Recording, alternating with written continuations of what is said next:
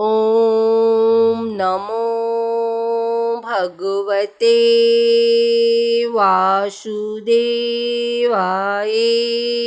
नमः। आइए सुनते हैं गुरुवार के दिन नारायण नामा।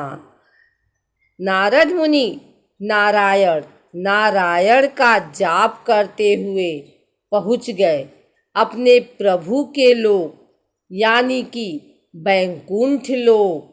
वहाँ शेष शैया पर भगवान विष्णु विश्राम कर रहे थे और विष्णु प्रिया भगवती लक्ष्मी चरण कमल चापन में मग्न थी। नारद मुनि थोड़ा ठहरे, फिर सोचा कि प्रभु के विश्राम में विघ्न डारक न बन जाऊं, इसलिए चुपचाप चल पड़ने को उद्धत हुए। प्रभु को अपने भक्त का इस तरह से जाना नागवार गुजरा और उन्होंने नारद मुनि को रोका। प्रणाम निवेदन के बाद नारद मुनि ने अपने आने का उद्देश्य बताया। प्रभु, धरती पर इंसान त्राहि त्राहि कर रहे हैं। हर जगह भूखमरी, महामारी, विस्फोट, गरीबी जैसे रावण अपने 10 मुंह खोले इंसानों को अपनी उदराग्नि में भस्म करने को तैयार खड़े हैं।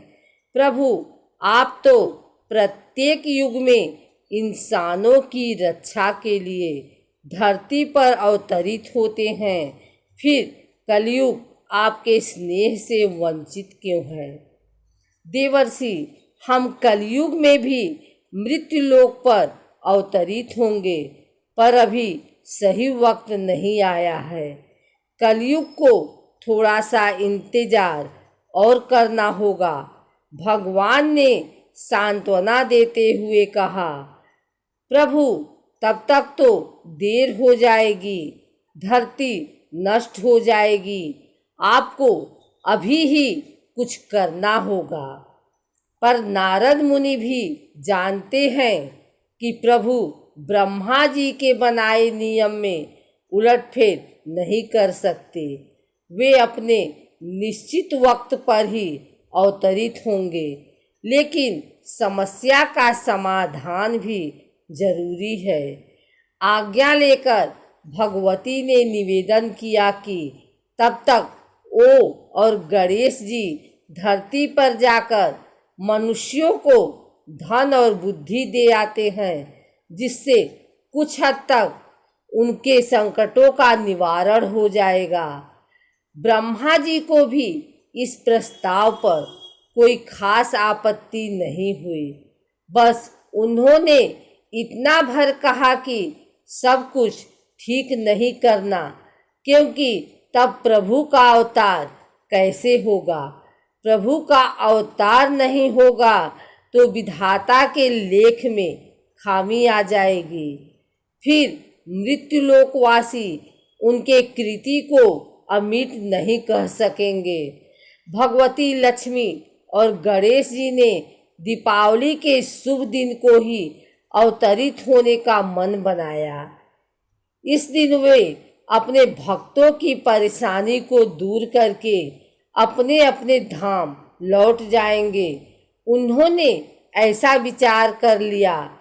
दीपावली के दिन में तो उनकी पूजा हुई नहीं, वो आए और लौट गए। लोग एक दूसरे से मिलने में अपने अपने तोहफों को अच्छा बताकर दूसरों के तोहफे को घटिया बतलाने में व्यस्त थे और इसी में रस पा रहे थे। दोनों अपना मुंह बनाकर लौट आए। नारद जी ने उन्हें बताया कि पूजा तो रात को होती है, इसलिए आप दोनों रात को ही जावें।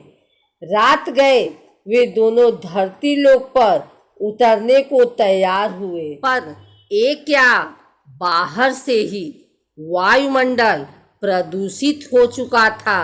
सांस लेने में काफी तकलीफ हो रही थी। आकाश मार्ग धूल धुएं से अटा पड़ा था। जैसे तैसे बहुत मुश्किल से उन्होंने यात्रा जारी रखी और वो डर भी रहे थे कि जाने धरती निवासियों पर किस दानव ने आक्रमण कर दिया होगा।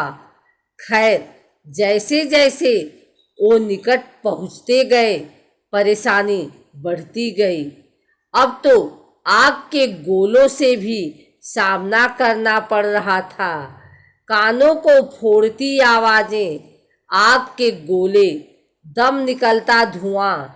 एक बारगी तो उन्हें महसूस हुआ कि पृथ्वी पर 5वां विश्व युद्ध छिड़ चुका है। खैर, जैसे तैसे करके वे धरती पर पहुंच ही गए।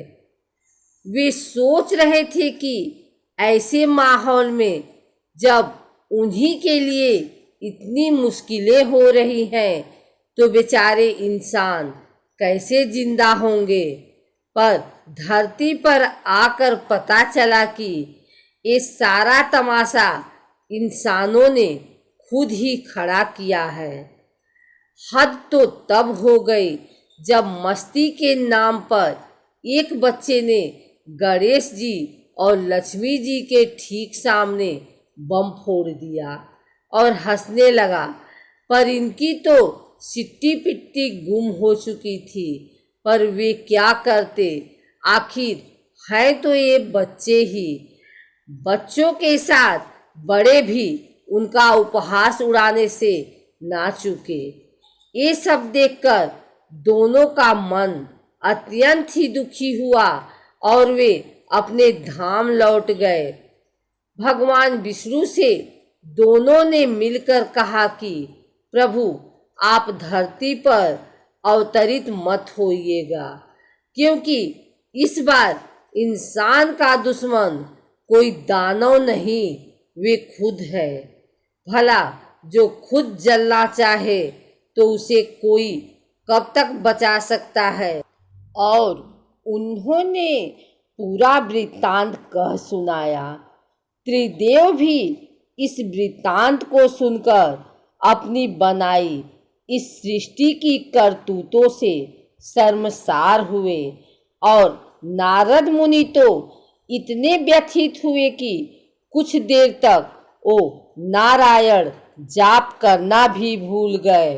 अगर आपको हमारी वीडियो अच्छी लगी तो इसे लाइक करें, कमेंट करें, शेयर करें और हमारे चैनल भक्ति गाथा को सब्सक्राइब करके बेल नोटिफिकेशन ऑल पर सेट कर लें, ताकि आगे आने वाली वीडियो सबसे पहले आप तक पहुंच सके।